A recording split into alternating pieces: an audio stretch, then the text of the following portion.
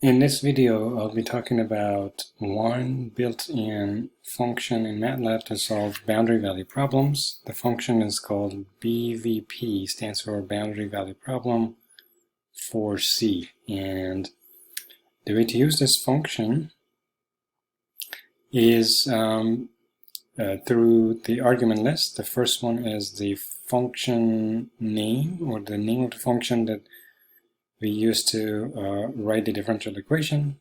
I think it's going to be more clear if I show you the example after I go quickly over the notes. The second argument is the function boundary conditions. The boundary conditions have to be written in a residual form. Again, I'll be showing what I mean by that in a minute. The third one is the initial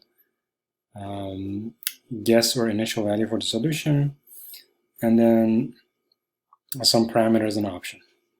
Alright, so the example we're going to look at is the function or the differential equation we used the shooting method for, or the direct method. Now we're going to look at how we can solve this using Matlab built-in function. So that's the second order differential equation with respect to x plus a nonlinear term subject to two boundary values. At point 0 we have 100, at point 5 we have 0. Alright, so first is to use this function, the BVP for C, we need to convert this into a first order differential equation, and the way to do that is to convert our differential equation to a system. And to do that, we assume the first derivative of y with respect to x as z, a new variable. Then by this definition, dz dx is going to be the second derivative of y with respect to x, which is, using the first equation, we get negative 0.1 times y, which is z. Negative 0.1 dy dx, which is z, and then times y. So basically that's dz dx, or the second derivative of y with respect to x. Now we can write these two equations as a differential equation for a system, first order differential equation for a system. And that is going to be dy dx and dz dx. So we just write it as a vector d dx of y and z. That's the left side of these two equations. The right side, the first equation is z. So if I write this as some matrix times the unknown list, my unknown list is going to be y and z. So that's what I'm looking for.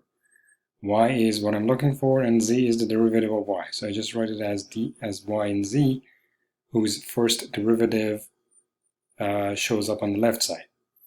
Alright, so by doing that, then if I multiply the first row here by the column, I get z.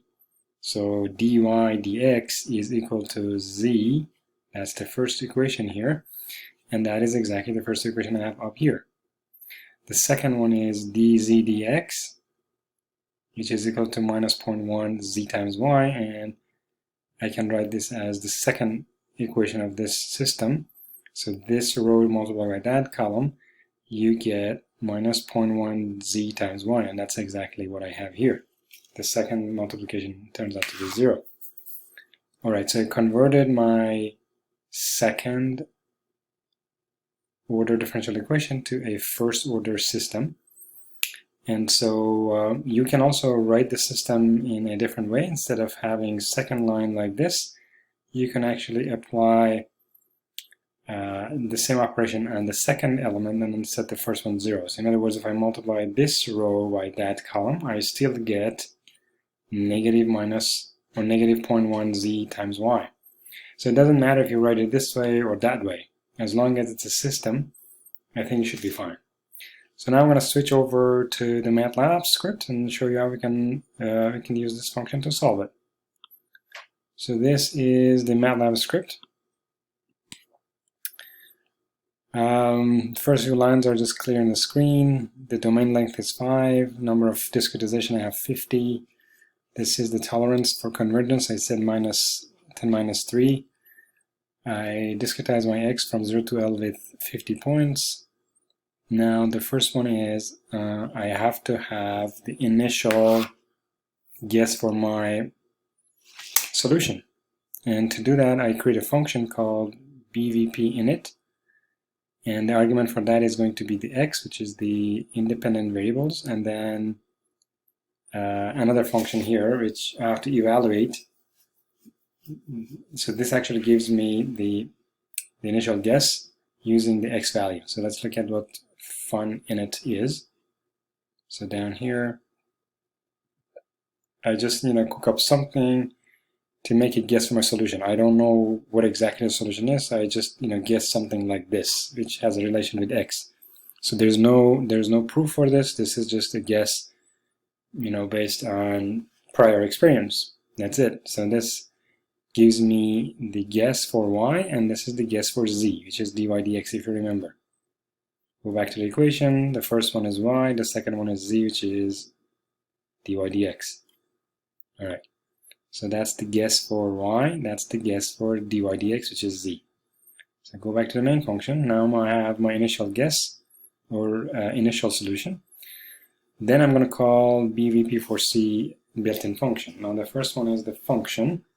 I have to code the function. So that is called, this is the name I actually gave. It's fun node. Let's go to fun node. So this fun node is nothing but these two equations. The first one is z, which is the second element of y of the unknown vector, and that is y2, which is the second element of the unknown vector, which is y. So don't get confused between this y and the y we have in the nodes. This y is a vector, that y in the node is just a scalar.